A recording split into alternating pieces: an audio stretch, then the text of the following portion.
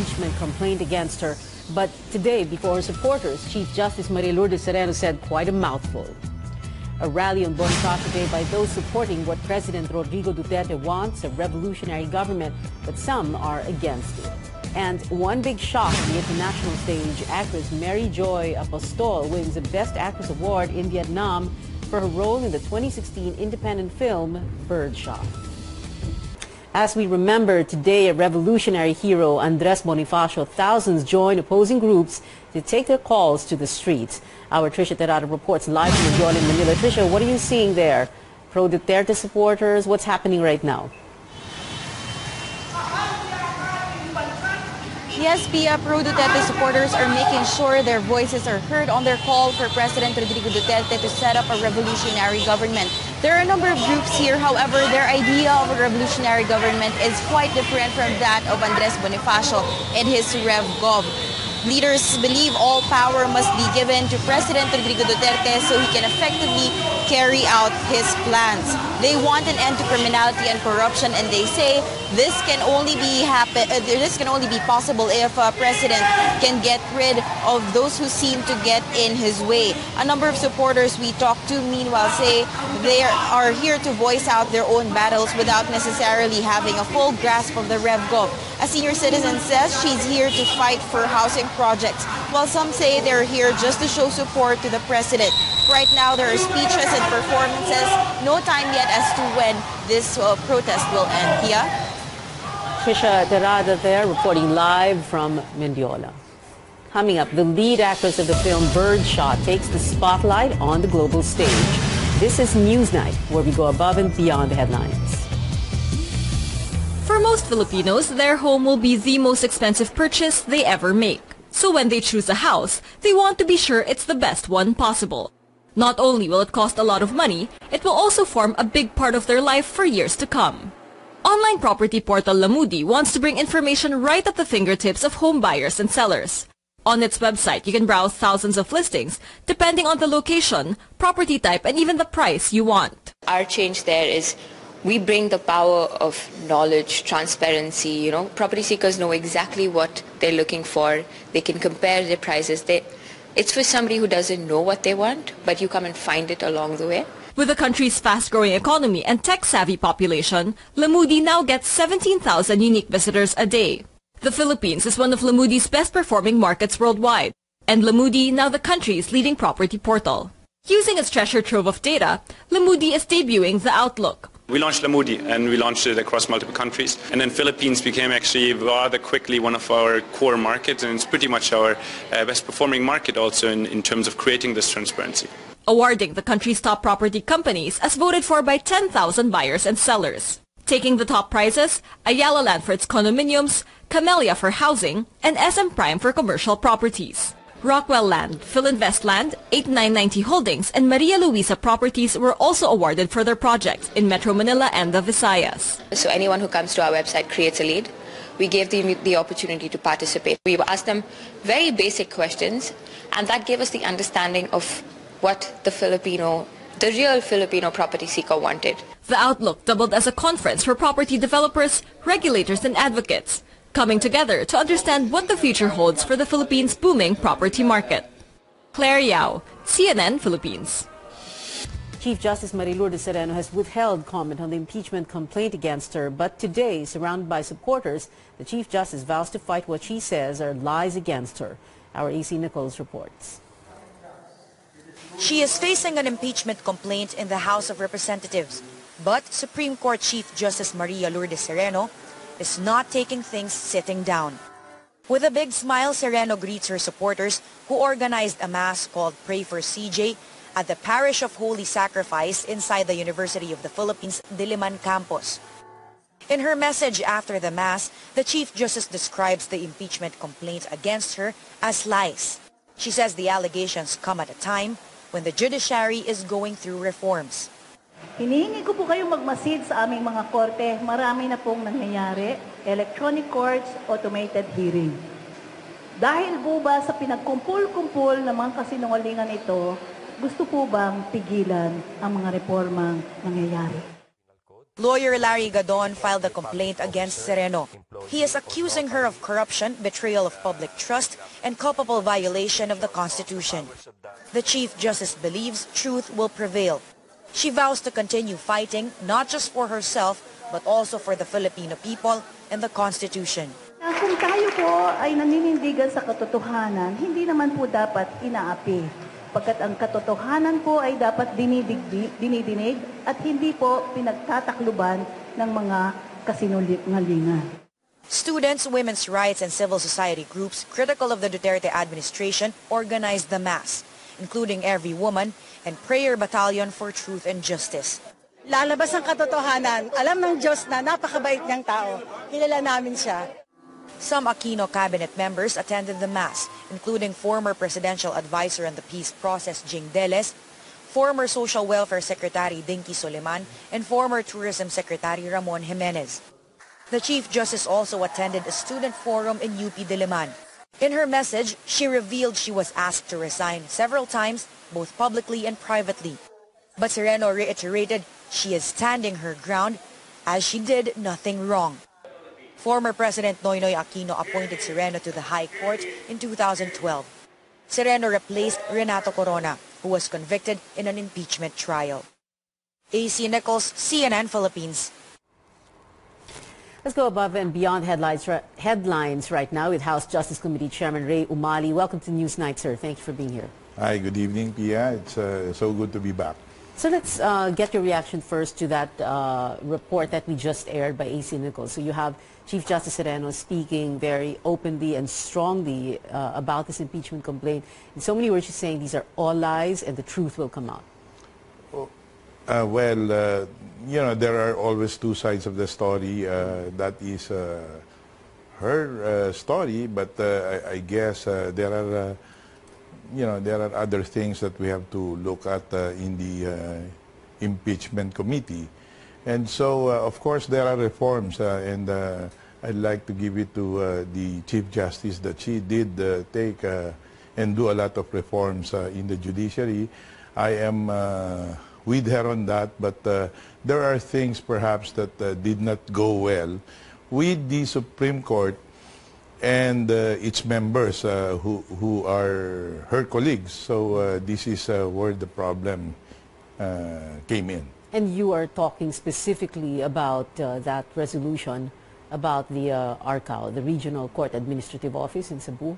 Yes, but it's all about the collegiality of the Supreme Court, because the Constitution said under Article 8 that judicial power is vested in one Supreme Court composed of the Chief Justice and 14 associate justices. So that it is very clear that the power is in a collegial body, not just the Chief Justice. And she is just enjoying the primus inter pares role in a collegial body. First among equals, yes, as Chief Justice. So it's interesting that you replied that way, responded that way. Collegiality, Article 8, judicial power rests in the entire Supreme Court. This sounds like this is going to be your response when I ask you if, all right, you have a Chief Justice who, as the hearing portrayed yesterday, medyo may problema dun sa following or adhering to the internal rules of the Supreme Court.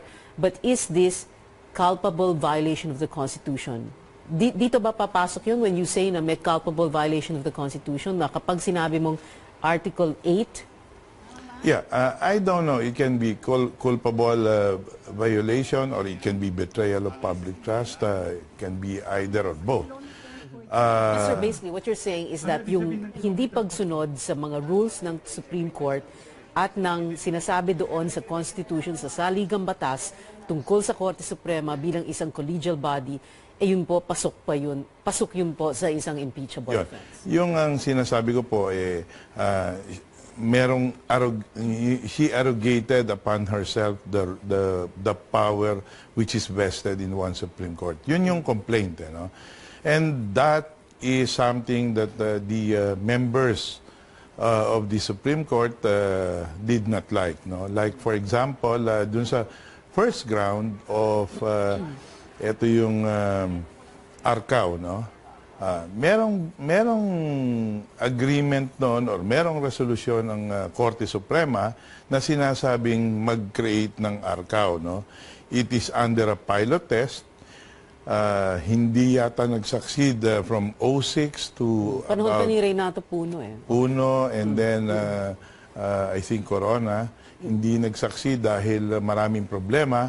So natigil yon. And then came CJ Sereno and ito yung pagkakakwento ni Justice De Castro na nag-issue siya ng isang resolusyon na bumuo siya ng judiciary JDO. Judiciary something, no? But anyway, JDO, na she is passing it as like the ARCAO, but it is not. Yun ang sinasabi ni Justice De Castro. Hindi ARCAO yan.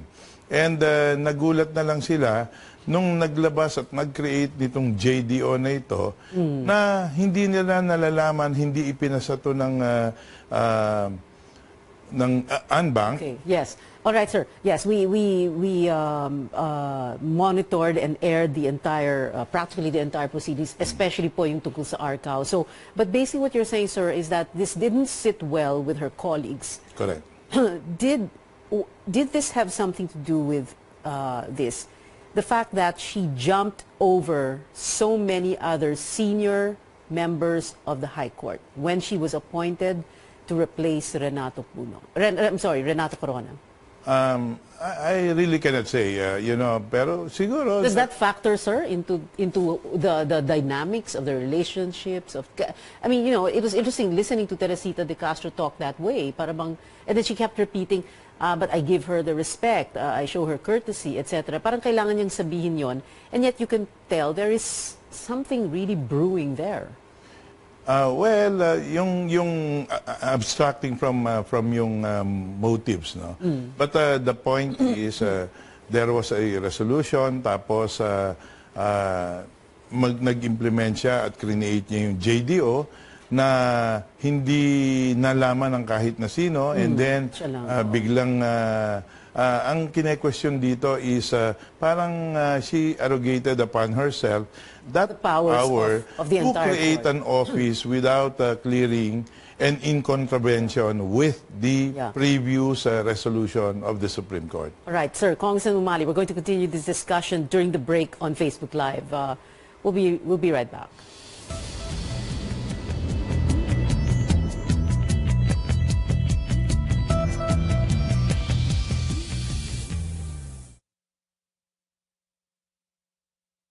Sorry, 2 minutes on Facebook, then continue the discussion on air. Okay. Yeah. Okay. Yeah. Okay, the Facebook Live, CNN Philippines Newsnight. Like I said, Congressman Ray Umali is still with us. Sir, we have about 2 minutes, no? So let's not go na into yung detalye masyado ng ARCAO at JDO. Pero basically, ang sinasabi lang po natin dito, dahil nga medyo hindi niya na-acknowledge yung collegiality ng buong Korte Suprema, baka pumasok nga ito sa isang impeachable offense. That is correct. Lalo't higit, merong parang crime na nakomit, ano? Because apparently parang merong misrepresentation dahil pinalabas niya na ito ay inaffirm ng unbank, yung pala hindi naman. At parang binigyan ng authorization na yung si Judge Ekong ang mag-head nito, when in truth and in fact hindi naman. So there was some kind of misrepresentation, to a certain extent, falsification of that resolution that was certified correct by the clerk of court. May sinabi nga si Teresita De Castro, no, kahapon, sabi niya, tinanong daw niya nga sa clerk of court, ang pagkasabi pa nga ng clerk of court, sabi po niya na-ratify nyo. Meron pong gano'n. But anyway, sir, this just seems like an interesting twist in history and fate, because you were a public prosecutor during the trial of Renato Corona, which resulted in his conviction, and now you are chair of the House Justice Committee, that is going over the impeachment complaint against the justice who replaced That's correct. Renato Corona. Now my question is, remembering everything that happened in that impeachment trial, because we covered it very closely,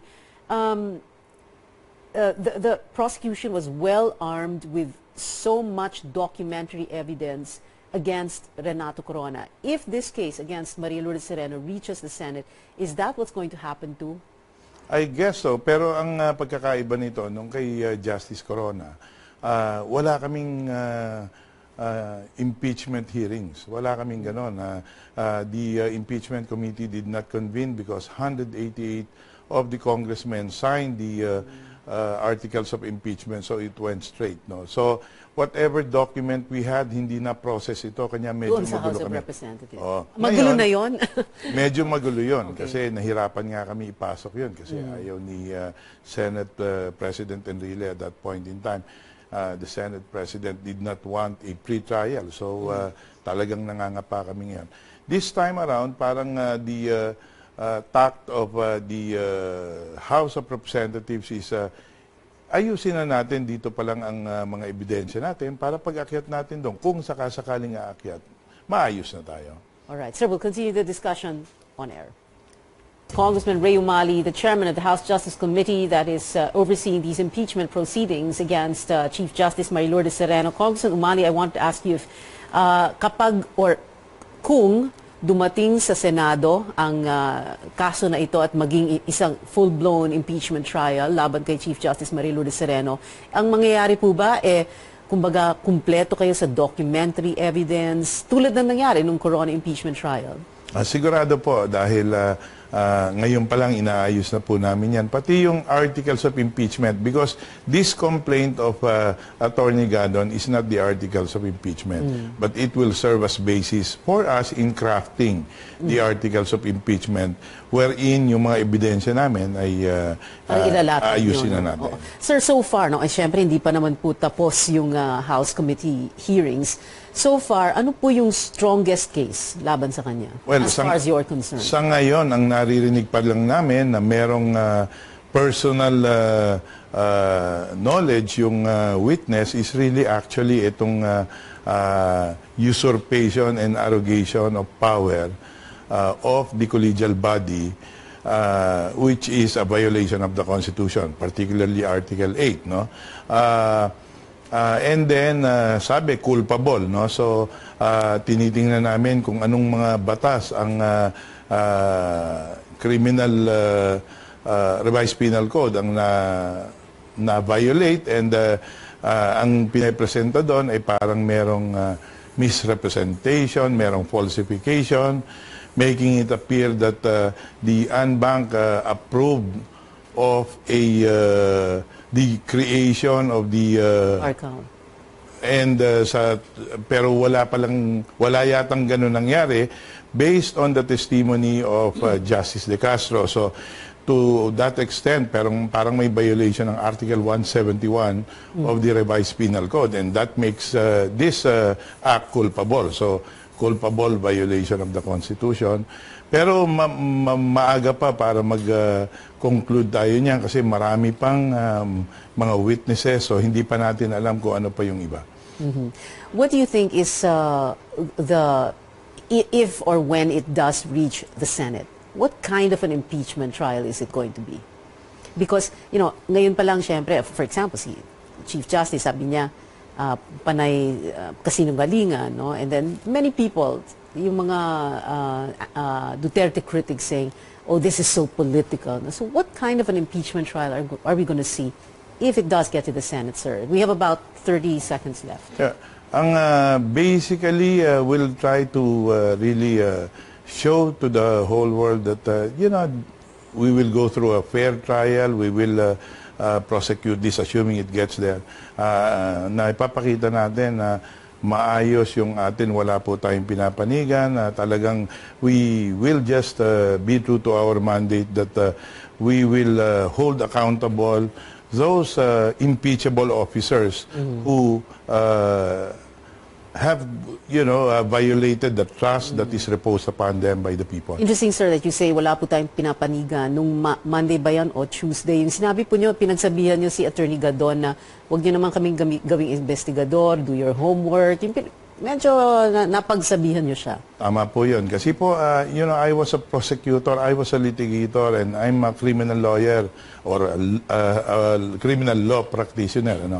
So, I know how it is to handle a case. And pag siyempre nag-file ka ng kaso at ikaw yung abogado, ayusin mo yung iyong ebidensya. At dahil alam mong hearsay, ay kukunin mo na yung mga ebidensya mo na affidavits or whatever para lumakas yung kaso mo. But in this case, medyo nagkulang. But then again, sabi ko nga, after we have found the complaint to be sufficient in form, substance, and grounds, it has taken a life of its own. And because that is the way we should, that is the way it went, then pati kami ngayon involved na kami in trying to strengthen the case so that when it gets to trial, hindi naman kami mapapahiya naman sa Senado. Congressman Ray Umali, sir, thank you very much for joining us today. Salamat po at magandang gabi po. Magandang gabi po, sir. Welcome back to Facebook Live here on CNN Philippines Newsnight. We just spoke to Congressman Ray Umali. He is the chairman of the House Committee on Justice. We talked about the impeachment complaint that Chief Justice Maria Lourdes Sereno is facing at the House of Representatives. We talked about yesterday's hearing, the things they heard from Associate Justice Teresita de Castro. Apparently, some of the congressmen and the members of the House Committee disturbed by revelations by Associate Justice Teresita de Castro. Congressman Umali saying that there might be a problem there in the sense that the Constitution talks about the collegiality of the Supreme Court, how the Supreme Court, all its members acting in as a collegial body, should be making decisions together. The incident that Associate Justice Teresita de Castro testified about, the creation of the RCAO, the Regional Court Administrative Office of Cebu, for Cebu, which she was saying was a decision solely by the Chief Justice Maria Lourdes Sereno. Of course, Congressman Umali talked about how it was an old resolution of the Renato Puno Court. That means when Renato Puno was Chief Justice, and it encountered several problems until Chief Justice Sereno decided to push through with it. Teresita de Castro, of course, saying that they were surprised that she had called or invited them to a launching of that RCAO in Cebu. Also, we talked about what kind of an impeachment trial, if it were going to get to the Senate, what kind of an impeachment trial we're going to see, because, of course, everybody's saying that this is all political. Congressman Umali saying that even at this point, they're trying to do their best to be fair to everyone concerned, and to just because it is going to be their duty to forward the articles of impeachment to the Senate, they have to make sure that these articles of impeachment are going to be rock solid. We all know, of course, na yung complaint na isinampa ni Attorney Larry Gadon, hindi yon ang makakaabot sa Senado, kundi ang tinatawag na articles of impeachment na gagawin ng buong mababang kapulungan ng House of Representatives, at yon ay ifo-forward sa Senado. Kung sabihin nga ng mababang kapulungan na kailangan ngang idinig or magkaroon ng isang impeachment trial laban kay Chief Justice Maria Lourdes Sereno. Welcome back. Senators and congressmen begin to meet and craft a final budget for 2018. First on their agenda, a 50 billion peso cut in the Public Works Department budget, which alarmed some lawmakers. Our Joyce Ilas reports. Lawmakers begin discussing the final version of the proposed 2018 national budget. And their first concern, the 50 billion peso cut in the Public Works Department's budget. Senator Panfilo Lacson proposed the cut, as some civil works projects may not be carried out because of right-of-way issues. Diba ang lalaki ng underspending. Ang main culprit doon, yung mga unresolved ROWs na pinondohan na kagad natin yung civil works and yet hindi pa nare-resolve yung issue ng right-of-way. The 50 billion pesos was supposed to fund roads, bridges, and flood control projects nationwide. Lacson said this amount was realigned to the Philippine Drug Enforcement Agency, DSWD's feeding program, chalk allowance for teachers, and the national ID system. But this did not sit well with Senator Cynthia Villar and other senators. Villar believes the 50 billion peso cut is not justified. She admits this will affect a road project in Las Piñas. The senator was a former district representative in the city. I-discuss ulit kung sino talaga yung may right-of-way problem at sino yung wala. Kasi wala naman kami right-of-way problem, ba't tatanggalin yung project namin? Congressmen were surprised at the big public works budget cut on Thursday during the bicameral conference committee to come up with a final budget bill for signing by the president. House Appropriations Committee Chairman Carlo Nograles says the budget cut is alarming. Ang balita sa akin, some of these projects are projects that are continuing projects. So yun ang sinasabi ko. Kung continuing projects yan, ano yan? Ibig sabihin ba, hindi na natin ipagpatuloy yung proyekto na yon at hayaan na lang natin nakatiwangwang ang project? Lacson says he is willing to restore the fund as long as the Public Works Department is able to justify that the projects do not have right-of-way issues. Actually, maraming resistance. No? Ang daming ang kumakausap na tinamaan yung mga projects nila. Ang sabi ko, hindi ko naman alam na projects niyo. Malay ko ba? Alam ko naman, wala na talagang pork. Meanwhile, Nograles says the House panel will still study whether or not they will realign the 900 million peso budget for PNP's Upland Double Barrel and the 500 million peso budget for the Interior Department's community-based anti-illegal drugs and anti-criminality program for a total of 1.4 billion pesos. The Senate realigned this amount for housing projects for the police and the military after President Duterte ended the PNP's role in the drug war. The bicameral conference committee hopes to come up with a final version of the proposed 3.7 trillion 2018 budget soon for ratification by the Senate and the House before Congress adjourns on December 13th. Joyce Ila, CNN Philippines.